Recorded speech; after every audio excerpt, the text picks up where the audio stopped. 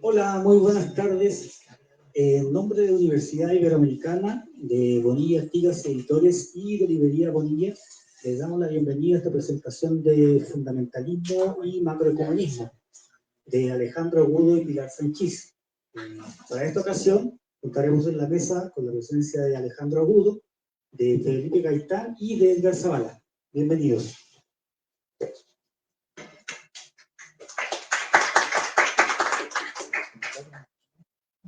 Bueno, pues nada, si quieren comenzamos.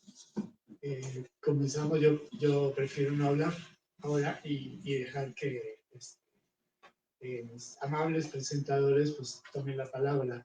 No sé cuánto tiempo tendría cada quien, ya depende de ustedes. Una hora y cuarto. En total, ¿no? Bueno, pues entonces cada quien, no sé si... hacemos un simposio aquí. Bueno, claro, también hace 20 minutos, ¿no? Algo así. Bueno, pues si quieres empezamos con Edgar Zavala. Gracias, Alejandro. Buenas tardes a todos y todas. Quiero comenzar agradeciendo al profesor Alejandro Agudo y a la profesora Pilar Sanchís la amable invitación que me extendieron para presentar su libro Fundamentalismo y Macroecumenismo, una propuesta para el análisis de la dimensión política de los grupos religiosos. Me da mucho gusto, de verdad, estar acá compartiendo esta mesa con el profesor Alejandro y también con nuestro querido Felipe Gaitán. Quiero dividir mi intervención en tres partes. La primera será muy breve y es para introducir lo que me parece la pertinencia de la obra que nos convoca, considerando escenarios político-religiosos de nuestra actualidad global. En la segunda parte ofreceré una descripción y una apreciación de lo que considero son los contenidos centrales del libro, y en la tercera parte les compartiré particularidades de la obra que me parece podemos considerar como contribuciones muy necesarias y muy relevantes si tomamos en cuenta lo que a mi parecer es el estado de la literatura sobre religión y sobre religión y política en México sobre todo. Bien, sobre la pertinencia de la obra diré algo obvio, que de hecho yo creo que se puede decir en cualquier día del año. El libro escrito por el profesor Agudo y la profesora Sanchís es una publicación más que oportuna, dados los tiempos políticos en los que nos encontramos y las dinámicas geopolíticas que nos circundan.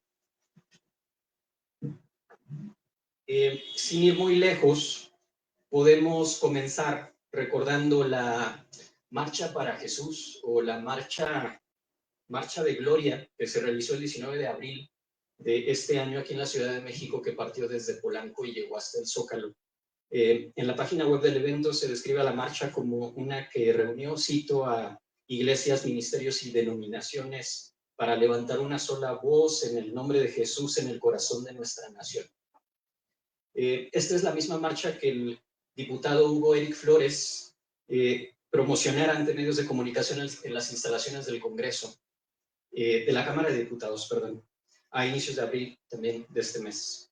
Visibles en las fotos del evento publicadas en redes sociales, pueden observarse no solo banderas de México y de otros países latinoamericanos, sino también banderas del Estado de Israel y además otras frases en carteles y otras banderas mencionando a Jesucristo y describiéndolo como Rey de Reyes o el león de la tribu de Judá que ha vencido al maligno.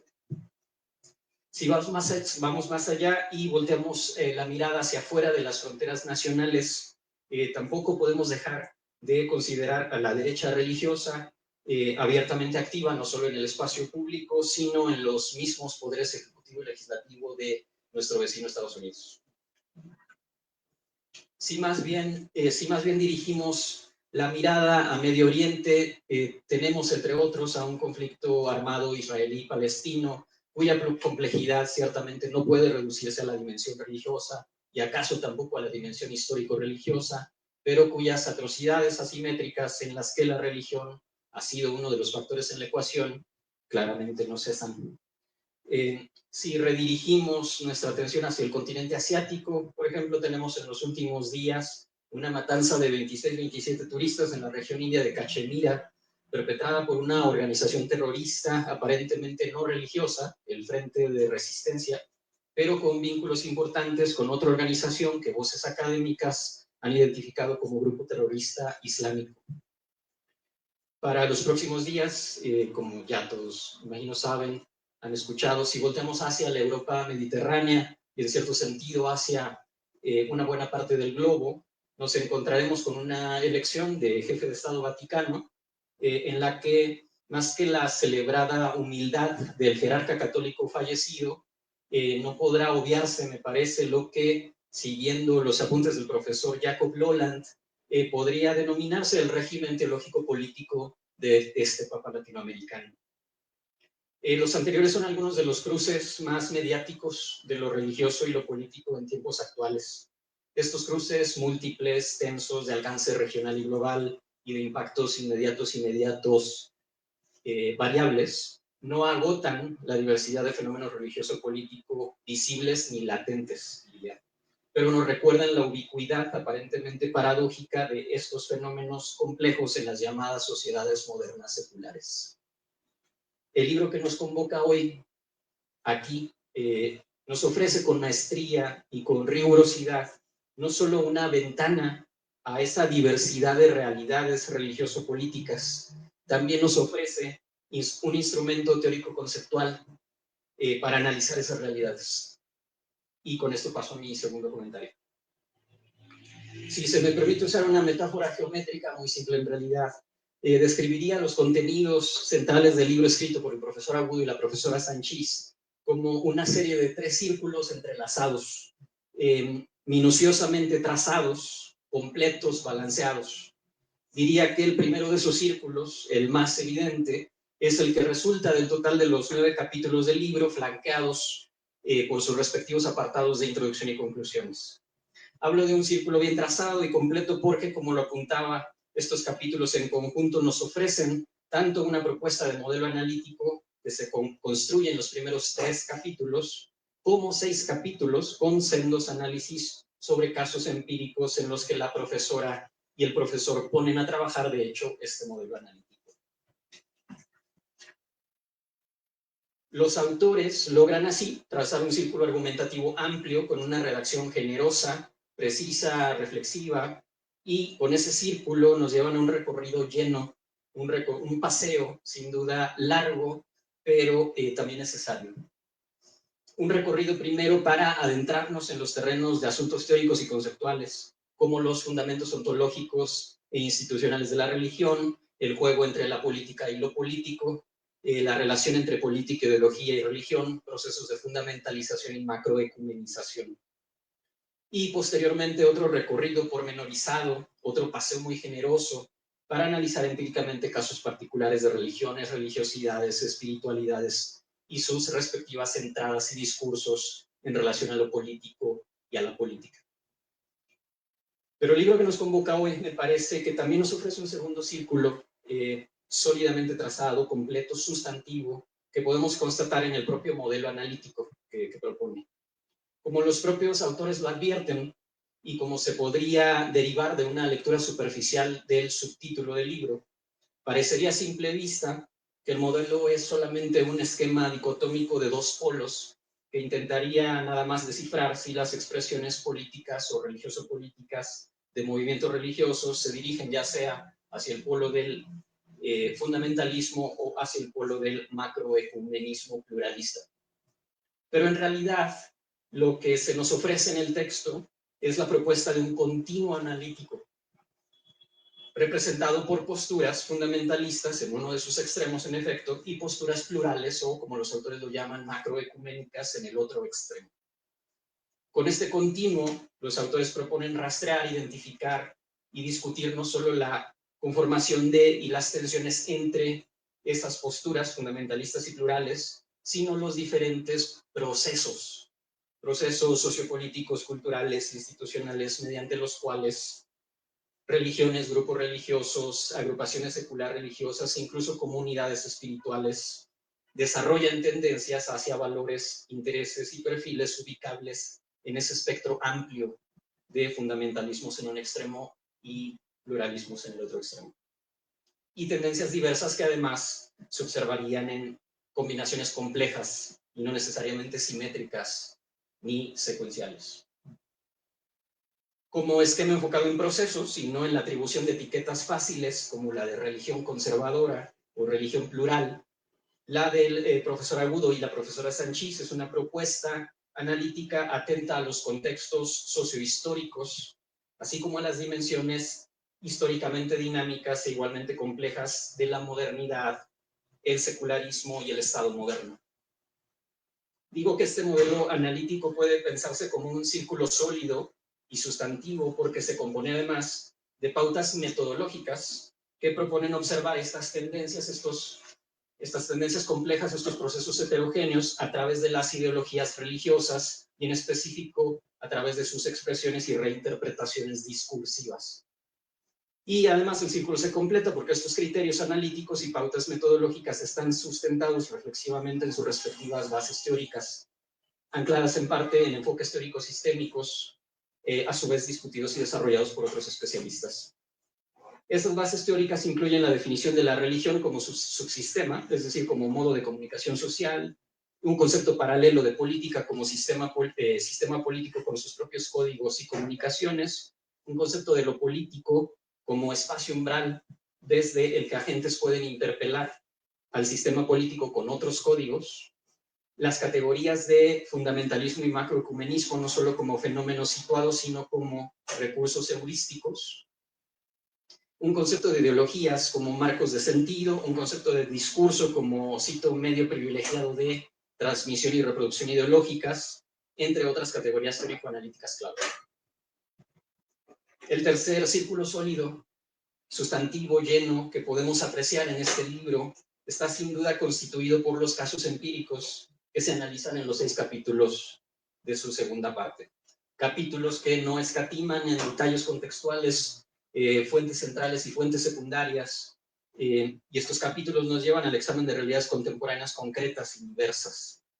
El capítulo 4 nos lleva a un análisis pormenorizado del llamado reconstruccionismo cristiano en Estados Unidos en la segunda mitad del siglo XX y sus complejas combinaciones de, cito, ideologías etnocéntricas, antirrelativistas y neoliberales. El capítulo 5 nos adentra en el integrismo católico del arzobispo Antonio Rouco Varela, quien fuera presidente de la Conferencia Episcopal Española en las décadas de los 2000 y 2010, y una figura alrededor de la cual es posible observar tensiones discursivas y escarceos institucionales entre fundamentalismos y laicismos, así como entre un espectro de grupos conservadores, progresistas y conservadores bien progresistas dentro de la propia Iglesia Católica. El capítulo 6 nos hace un recorrido que parte desde las ambivalencias de los discursos de la teología de la liberación latinoamericana hasta las complejidades discursivas, el capital social y los elementos simbólico-materiales de representantes de la teología de la diversidad y el diálogo interreligioso en el contexto español. El capítulo 7 nos lleva a una disección del sionismo y la ortodoxia judía a través de obras de historiadores contemporáneos de distinto perfil ideológico-político y lo que se describe, entre otros asuntos relevantes, como, cito, la tensa y dinámica relación entre el particularismo grupal excluyente y el universalismo inclusivo. Después de estos 4 capítulos que giran en torno a religiones judeocristianas, el capítulo 8 toma otra dirección histórico-geográfica y nos lleva a un recorrido alrededor de los debates sobre feminismo islámico, y ello a través del análisis de textos y testimonios de activistas musulmanas y feministas seculares. Con estos casos, los autores del libro nos exhortan a considerar, de nuevo, realidades complejas, por ejemplo, el hecho de que grupos de mujeres en tradiciones islámicas pueden bien, cito, cultivar la religiosidad privatizada y al mismo tiempo sostener, cito, la influencia pública del Islam.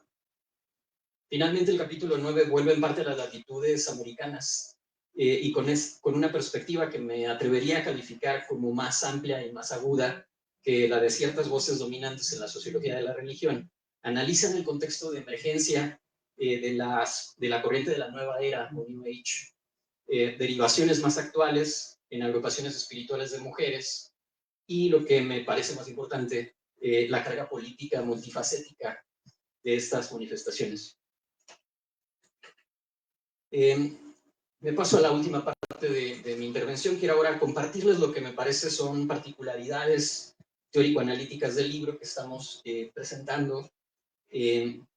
Estas particularidades las calificaría como contribuciones muy relevantes y muy necesarias, en específico si nos referimos al estado actual de la literatura sobre religión y la literatura sobre religión y política en México.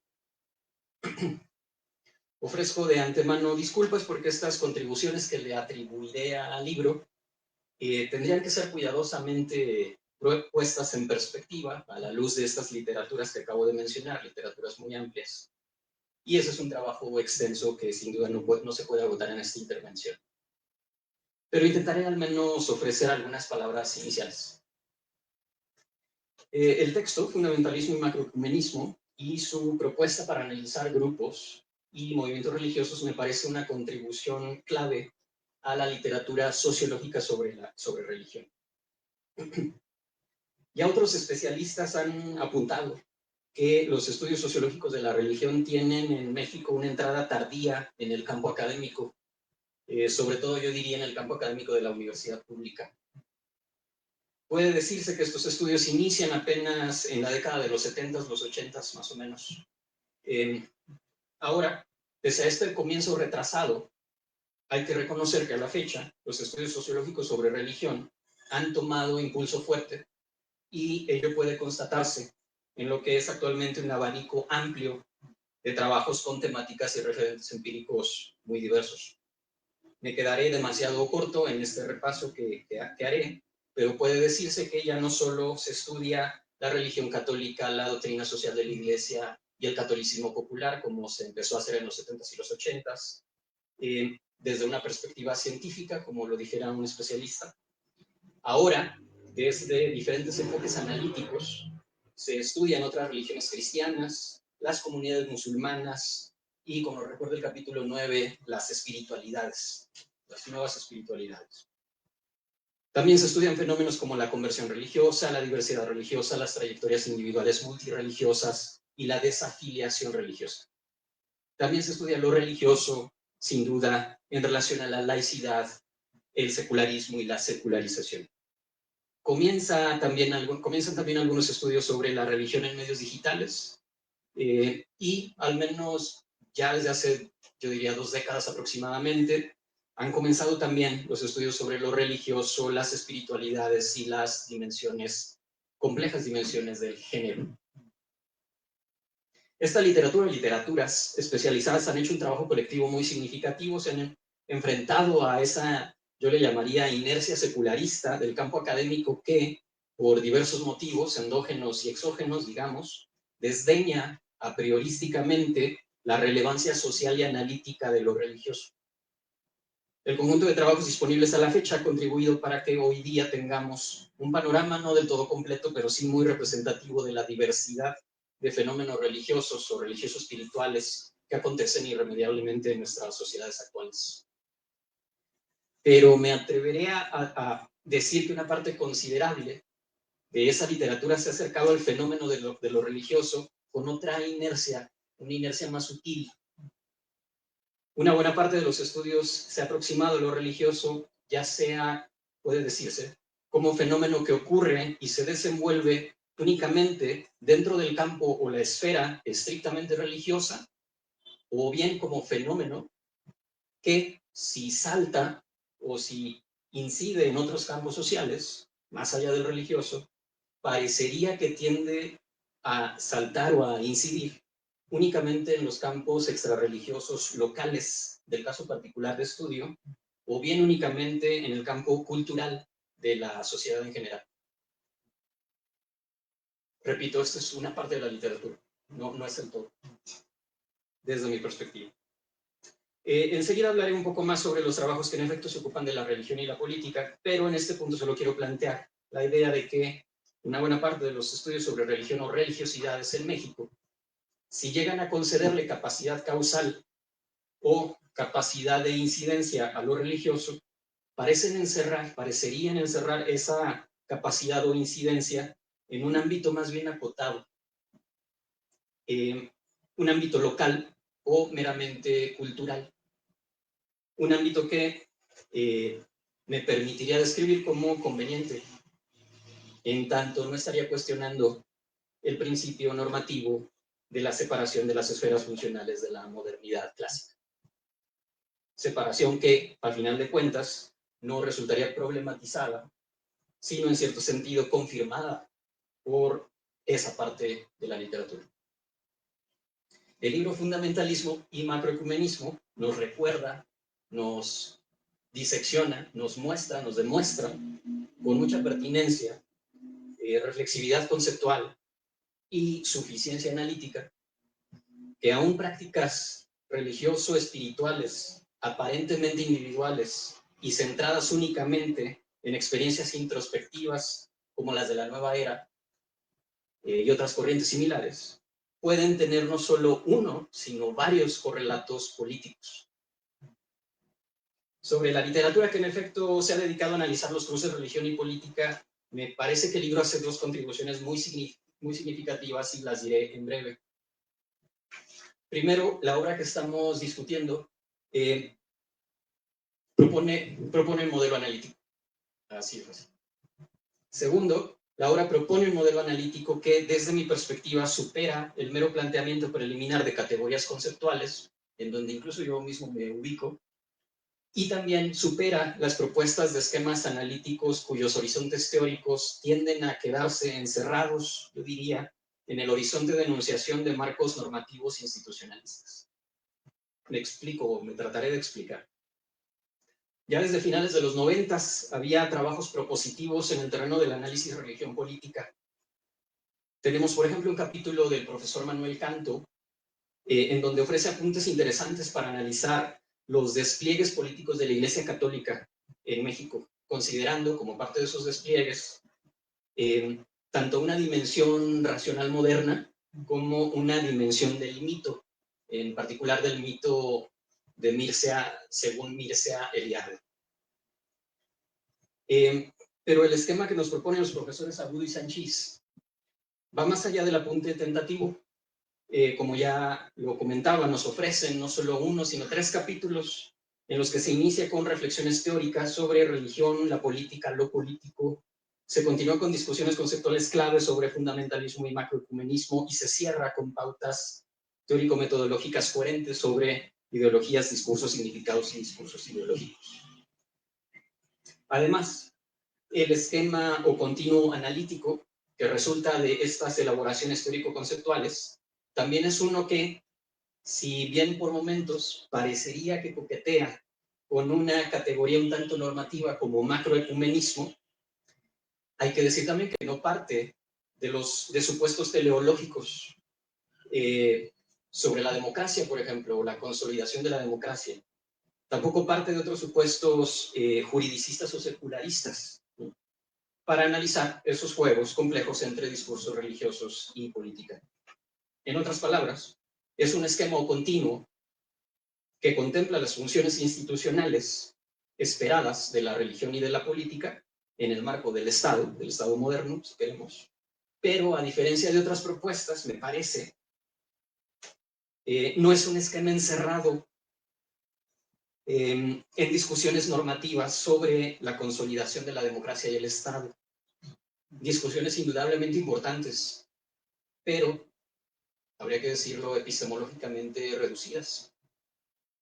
Y tampoco es un esquema dirigido exclusivamente a la evaluación, digamos, de las religiones de acuerdo a una lista predeterminada de principios juridicistas secularistas. Evaluaciones que también son muy importantes, pero que resultarían claramente acotadas en sus horizontes teóricos. En ese sentido, me parecen muy útiles, muy productivas, entre otras, las distinciones entre función y performance de las religiones que se desarrollan en el libro, o la distinción entre la política y lo político, que los autores plantean también, retomando las propuestas de otras voces académicas especializadas.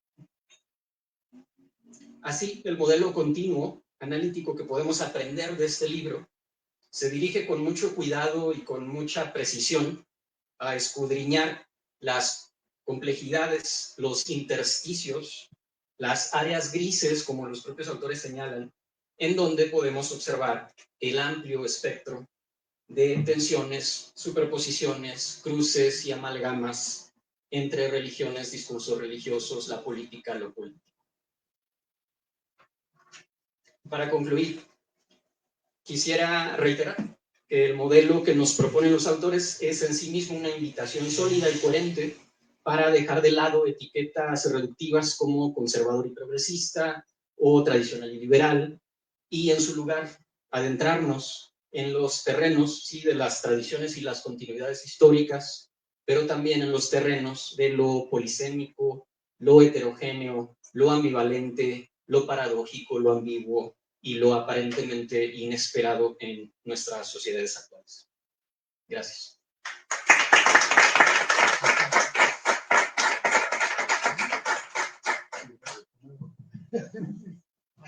No, Edgar, me parece que fue muy completa la presentación de Edgar. Yo abonaré algunas cosas que me parecen interesantes. Suscribo muchas cosas que dice Edgar. Yo tengo una lectura también particular. Me interesó mucho el texto cuando me invitó Alejandro.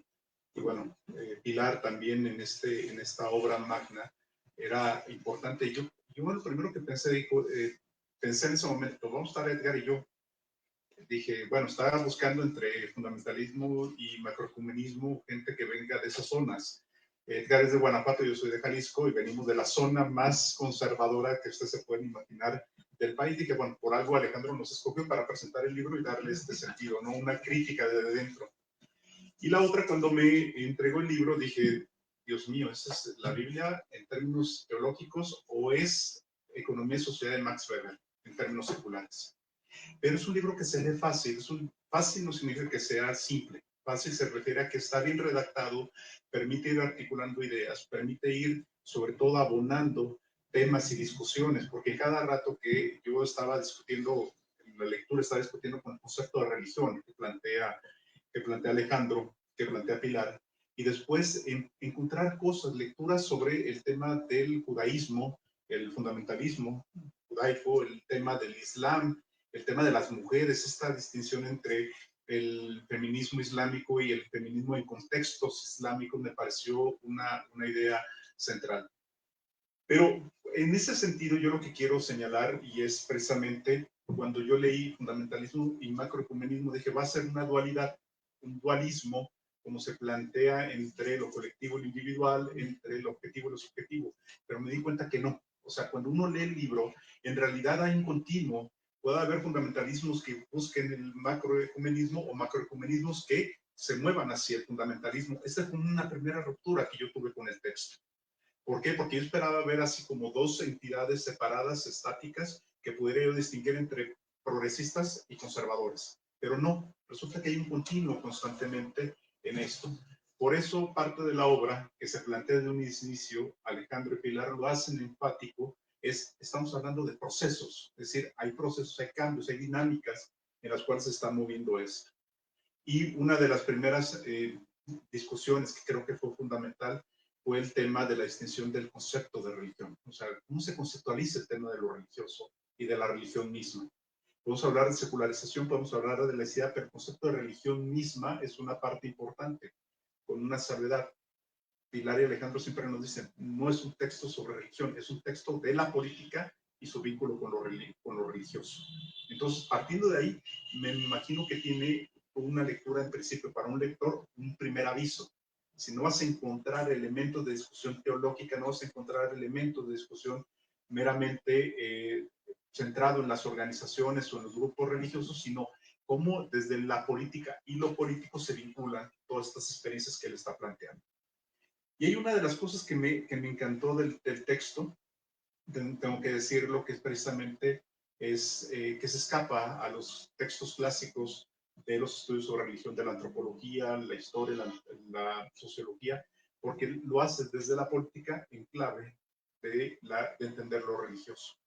Y la forma interesante, me pareció interesante, y aquí veo la mano que mece la cuna, una de las manos que mece la cuna, Marco, con el tema de teoría de sistemas, esta distinción de lo religioso me pareció importante, como lo retoma Alejandro y Pilar, esta idea de que finalmente es una forma de la comunicación, donde se generan exclusiones, pero que puede haber un acoplamiento, una prestación entre religión y política.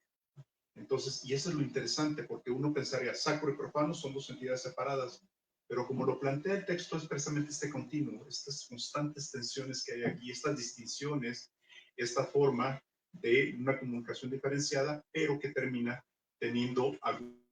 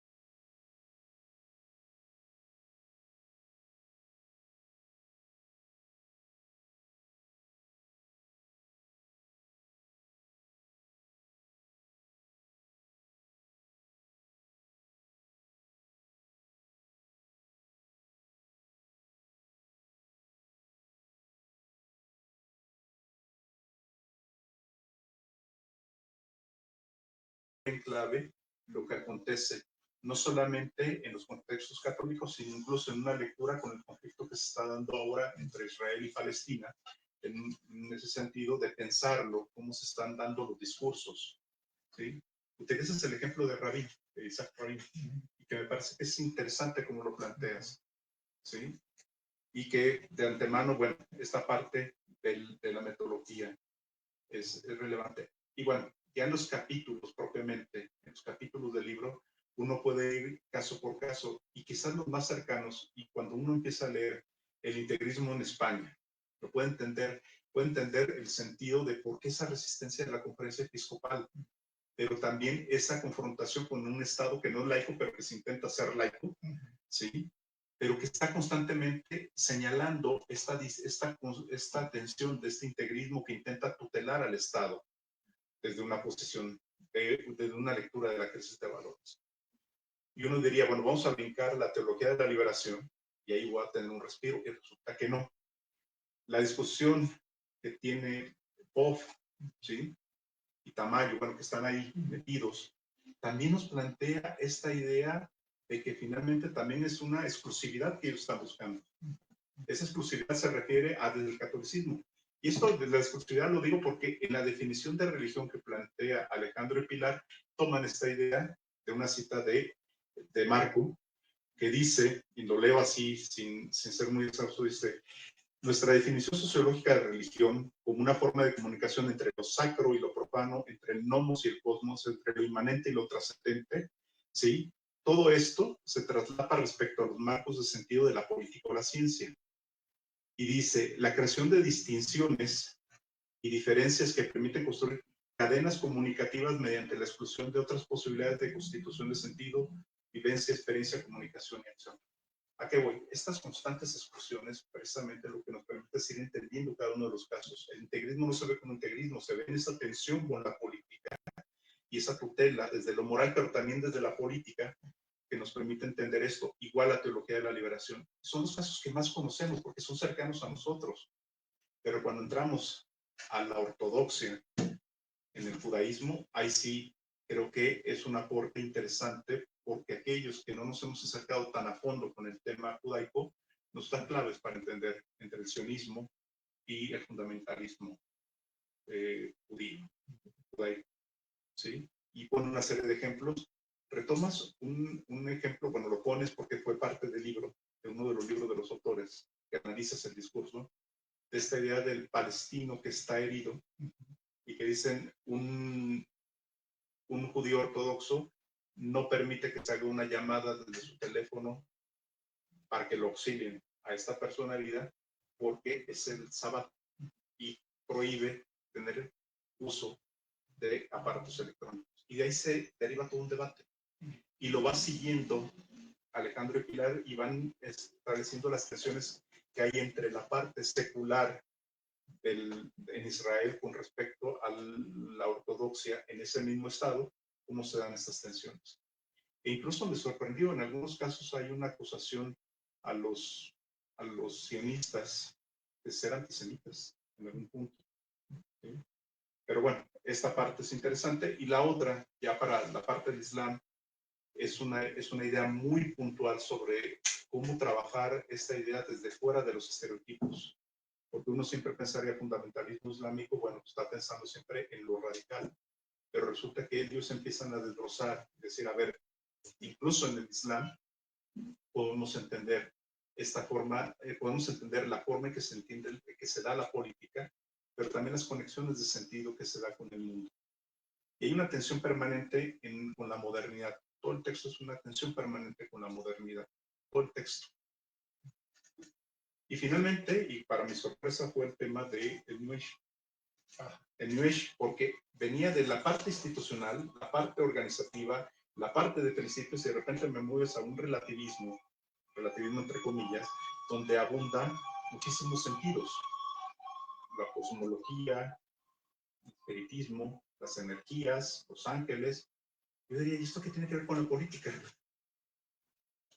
Y sin embargo se mueve, diría. Hay una conexión con la política. Hay una conexión, hay una postura antisistémica desde estas posturas, aunque parecieran individualistas, subjetivas y egocéntricas, sí tienen una postura política. Y eso es lo interesante del texto.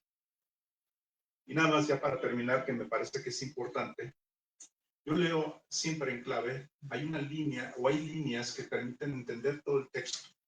Una de ellas es el concepto de modernidad y secularización. A pesar de que lo menciona, no entra en el debate, pero está constantemente en tensión. En algún punto, yo sí me puse exquisito con el tema sociológico, tú decías modernización, y eso es muy funcionalista. Yo diría, ¿por qué no habla de modernidad en lugar de modernización? Porque modernización es cambio social, urbanización, industrialización, tecnificación. Modernidad es como el espíritu de una época. Yo te estaba peleando cada rato por eso. ¿Por qué utilizas modernización y no modernidad? Muy funcionalista, decía, es parsoniano acá, Alejandro, pero no. ¿Eh? Sí, entonces dije, no, mejor no le digo nada. Esa es una disputa que yo tengo en su lectura. La segunda, la modernidad y modernización es una distinción clave en la sociología de la segunda mitad del siglo XX. Y la otra son los temas que cruzan. El tema de la mujer está presente en todo.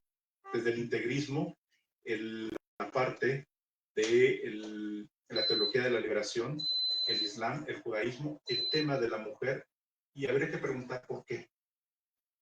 Yo tengo una clave de lectura, no la digo para que lo vean, se vea lo grabado, para que lo compre, porque el tema, incluso esta idea que decía al principio, entre el feminismo islámico y el feminismo en contextos islámicos, ahí es muy explícito.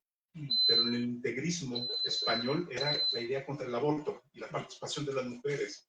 En el Islam era esta idea de que las mujeres no pueden entender el Corán. Entonces, o en el tema de la teología de la liberación era ¿en qué papel juegan las mujeres en esto? En la parte de New Age es esta idea de las mujeres y la salud. El tema de la reunión desde mujeres energéticas y todo este asunto. Yo decía, aquí hay una clave de lectura interesante que cruza todo exclusivamente el tema de la mujer. No lo digo, espero si Alejandro lo quiere tomar, lo dejaría solamente ahí. Y el tema de la otredad, la identidad, ¿cómo se identifica? Porque pensando en teoría de sistemas, yo decía, ¿en qué momento la forma de comunicación de lo religioso puede identificar o nombrar en la política algo que para él es lo sacro o lo profano desde el punto de vista de la política? Y nada, pues solamente diría que este paseo que nos da Alejandro con estos casos es ver cómo desde las organizaciones y grupos, que no movimientos, porque sí, esa es una distinción de no llamarlo movimiento de lo espiritual, sino son expresiones, mil cosas, nos permite una lectura sobre el mundo en clave de política y religión y no una lectura del mundo desde el punto de vista religioso o simplemente político. Yo los invito a que lo lean. Es una obra de 589 páginas, más un poquito menos, pero que se lee rápido y que te permite una lectura. Y un poco como algunas obras, se puede leer por capítulos separados. O sea, no necesitas empezar y tener que darle secuencia. Puedes leer cada capítulo de manera separada. Y con eso, muchísimas gracias, Alejandro, por esta invitación. Gracias.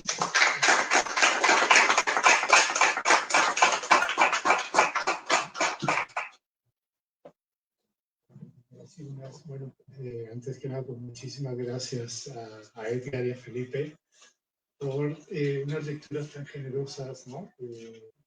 Y tan, digamos, tan detalladas. Pocas veces tiene uno la suerte de encontrarse con que su trabajo es honrado con tanta atención y tanta generosidad, ¿no? También muchas gracias, bueno, a la Ibero y a la librería Bonilla Artigas, también la editorial, porque probablemente esta haya sido una de mis experiencias editoriales más amigables, placenteras, ¿no? Y eso hay que valorarlo también, ¿no? No quería extenderme mucho, pero sí me gusta, o digamos, destaco que ambos hayan enfatizado lo que yo entiendo que es una sorpresa agradable que se llevaron cuando descubrieron que lo del fundamentalismo y el macroecumenismo, que al contrario de lo que temían, no eran dos polos para clasificar unos movimientos aquí y otros allá, sino que eran parte de una herramienta heurística, pues para precisamente observar los procesos religiosos políticos como tales, como procesos, ¿no? Viendo efectivamente, ¿no? Fenómenos, ¿no? Que amalgaman rasgos de unos y otras tendencias, ¿no? A lo largo del tiempo, además, ¿no? Esa un poco era la idea. Si eso es una de las cosas que más salta, pues gracias, yo me siento muy feliz, aunque suene inmodesto el comentario, porque uno de nuestros objetivos era, y esa era nuestra también preocupación, ¿no? No queremos dar una idea de que somos dos fundamentalistas, ¿no? Tampoco decir, vamos a categorizar varios movimientos y vamos a ver los que caben aquí detrás de esta etiqueta y detrás de la otra, ¿no? Sino que, porque claro, al utilizar un cierto modelo bipolar, ¿no? Por muy dinámico que tú digas que es, pues puedes dar la impresión de que vas a ser digamos, alguien pues caracterizado con un análisis esencialista, ¿no? Y estático, ¿no? Entonces, gracias por notar esto. Sí, lo de la otra cuestión, hay mucho de teoría de la comunicación y también un apoyo muy útil en la teoría de sistemas, a partir del trabajo de autores como Marco Estrada, mi colega y amigo aquí presente, y también de otros autores como Beyer, ¿no? Y nos pareció útil, particularmente, digo, no solo cómo aproximarnos sociológicamente a la religión, ¿no? Desde entendiéndola como un medio de comunicación entre lo profano y lo sagrado, ¿no? Capaz de dar sentido a ciertos fenómenos, sino además esta distinción, como la trabaja Marco en un trabajo, entre la política y lo político, ¿no? También como herramienta, ¿no? Para analizar distintas movilizaciones, ¿no? Y como el mismo Marco Estrada recuerda en este trabajo que se cita ahí, a Luma no le gustaba para nada la distinción, ¿no? Entre la política y lo político, pero él dice, bueno, pero vamos a retomarla porque es útil, ¿no? Resulta que lo político, con esta noción de ser algo que está en el intersticio, en el umbral, ¿no? Entre sistemas, ¿no?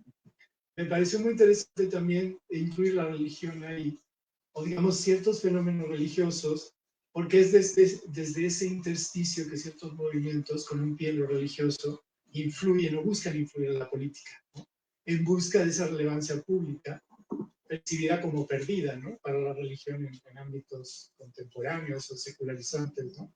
Quizás el mejor ejemplo, estudio de caso que ilustra digamos, este uso de la política, lo político, lo religioso político, y cómo la religión influye desde fuera en la política, es el caso de la conquista del voto femenino en Kuwait, ¿no? Hace tan solo 20 años, gracias a activistas islamistas, ¿no?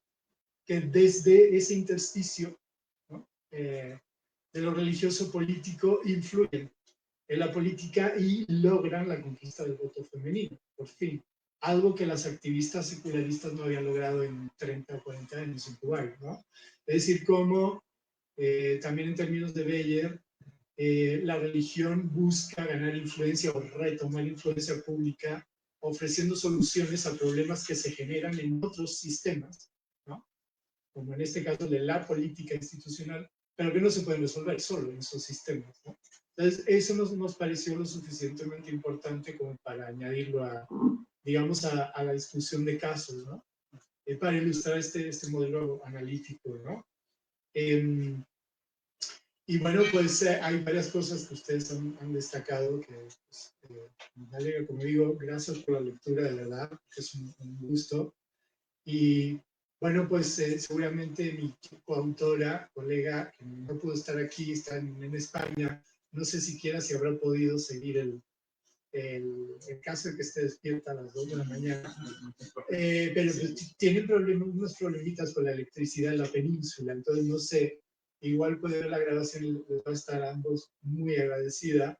Y bueno, por fin también con un gran alivio, ¿no? Porque este libro empieza a concebirse y a escribirse cuando el Papa Bergoglio accede al papado y ahora justo se presenta unas semanas después de fallecido. Entonces nos tomó todo un papado escribirlo y terminarlo, pero bueno, fue una cosa ardua porque fue una cosa hecha, cocida a fuego lento, y justo decidimos colaborar cuando ella, desde el estudio de ciertos fenómenos religiosos, no puede evitar encontrarse con la política.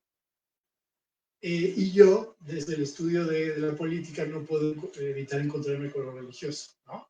Ella está trabajando sobre pentecostales en Guatemala y descubre que es imposible entender las distintas tendencias, ¿no?, y grupos dentro del pentecostalismo sin hacer, digamos, un vínculo con la política y con las diferentes movilizaciones políticas según clases sociales en Guatemala. Particularmente, yo estoy estudiando una cosa tan prosaica como, bueno, no prosaica, pero estoy estudiando la construcción de programas de ayudas sociales en el Chiapas rural, y me encuentro que esos programas tienen un impacto diferencial, o cierto tipo de impacto, se aceptan o no, dependiendo de la afiliación religiosa de las comunidades, ¿no?, donde aterrizan estas políticas estatales, ¿no? Entonces dijimos, bueno, parece que tenemos que hablar y colaborar, ¿no?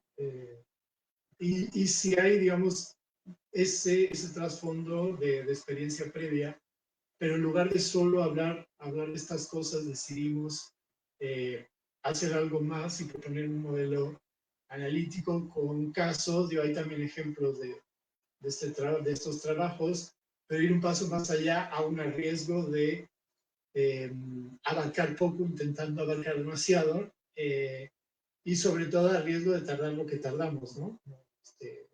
Pues, más de 10 años. Pero bueno, pues qué bueno que salió.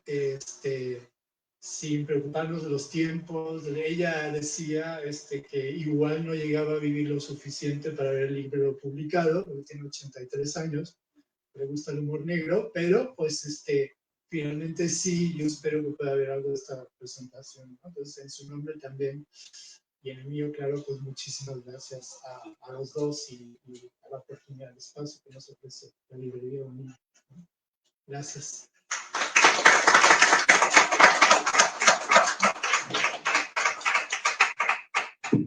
Bueno, aprovechando la instancia que está Alejandra Agudo, que está Felipe Gaitán y Edgar Zavala, si alguna persona del público desea hacer algún comentario, pregunta o consulta, hay micrófono disponible. Alusiones, Marcos. Ya te hicimos alusiones. Muchas gracias por la presentación. Edgar, Felipe, felicidades Alejandro y Pilar en España. Algo que me llamó de la lectura que ustedes hacen de esta obra de Alejandro y Pilar es que no mencionan algo para mí evidente, que Alejandro y Pilar son antropólogos. Son antropólogos, y esto es muy interesante porque la disciplina antropológica se ha desdibujado igual que la sociología, y en ese sentido ambos son muy ecuménicos, buscan diálogos con diferentes disciplinas, diálogos muy productivos, y sin embargo no dejan su formación disciplinar antropológica, porque esta idea de las paradojas, los intersticios, las ambigüedades,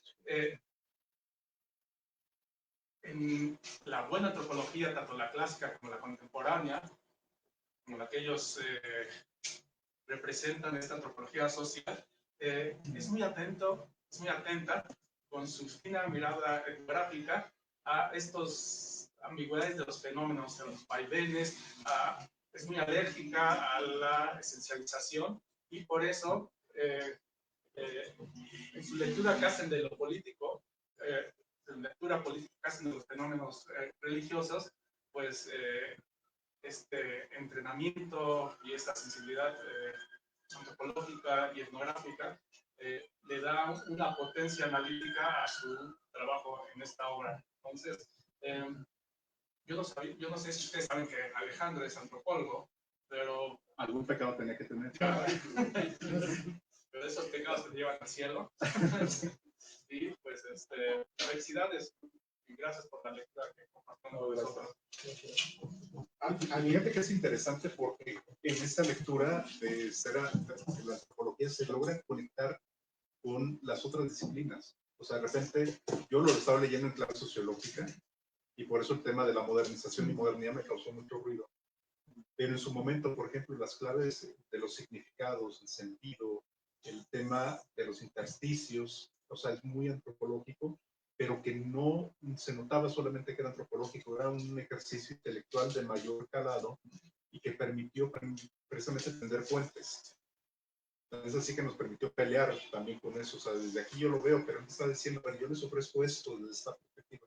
Y sí, o sea, no reparamos en eso, quizás por esta perspectiva, pero sí tienes razón, Marco. O sea, quizá también una visión procesual, que es en el fondo una visión histórica, ¿no? Entonces, hay antropología, hay el estudio diacrónico que hacen, ¿no? política, hay historia, y por eso los trabajos, los que yo conozco, los de Alejandro, son muy potentes y muy inspiradores políticamente. No, al hilo de esto, quería hacer un comentario, solo un comentario de Edgar, ¿no? Vinculado con tu recordatorio de que efectivamente somos antropólogo y antropóloga. Me llamó la atención que dijeras, Edgar, que en México al menos el impulso hacia la sociología de la religión había sido tardío, ¿no? Potente ahora, pero tardío, ¿no? Y en principio preocupado, obviamente, quizás con fenómenos vinculados con el catolicismo, ¿no? Me llamó mucho la atención porque no tenía yo en mente esa particularidad del estudio de lo religioso desde la sociología en México. No estaba muy seguro. Entonces sospecho que parte del problema es la falta del diálogo con la antropología. Y quizás por culpa también de la antropología, ¿no? Porque la antropología estaba encapsulada en sus propias preocupaciones con, obviamente, preferentemente manifestaciones religiosas en pueblos indígenas, ¿no? Entonces, meterse con todas estas cuestiones ya era sociología, ¿no? Bueno, para una aclaración, a mí me llaman sociólogo algunos colegas, antropólogos, pero lo dicen como insulto, ¿no? Pues bueno, yo me lo tomo como elogio, pero me dicen, claro, es que tú haces cosas más, ¿no? No te ocupas de esos temas, ¿no? Quizás no sé qué les parecería o qué te parecería a ti, ya que destacaste esto, si en parte esa falta de diálogo interdisciplinar ha tenido un poquito la culpa, ¿no? De este desarrollo tardío en algunos sentidos, ¿no? Sí, sin duda. Creo que hubo una división del trabajo implícita en las cuestiones religiosas, y lo religioso rural indígena se lo llevó la antropología y lo religioso urbano se lo llevó la sociología. Y además con la particularidad de que se lo lleva, pero ya entrando tardía a la discusión. Y en efecto, creo que no solo hay una falta de diálogo con la antropología, tanto mexicana como clásica, yo diría, sino también con la propia historia, me parece. Hay unos diálogos muy interesantes, pero a final de cuentas esos diálogos parecen focalizados en ciertos temas nada más, como en temas de secularización, secularidad, laicismo, por ejemplo. Entonces sí, creo que también de parte de la sociología de la religión tenemos grandes retos y un campo amplio para establecer esos diálogos con la antropología, con los antropólogos también inclinados hacia lo histórico, y sin duda con los antropólogos especializados en las religiones en contextos rurales indígenas. Sí. ¿Sí? ¿Algún otro comentario, consulta o pregunta? Bueno, si no es así, en nombre de Universidad Iberoamericana, de Bonilla Artigas Editores y de Librería Bonilla, queremos agradecer a Alejandro Agudo, a Felipe Gaitán y a Edgar Zavala por esta presentación de fundamentalismo y macrocomunismo. También aquí al público presente hay ejemplares del libro sobre el mostrador por si les interesa, y bueno, también va a haber un vino, un honor y un refresco por la presentación. Muchísimas gracias.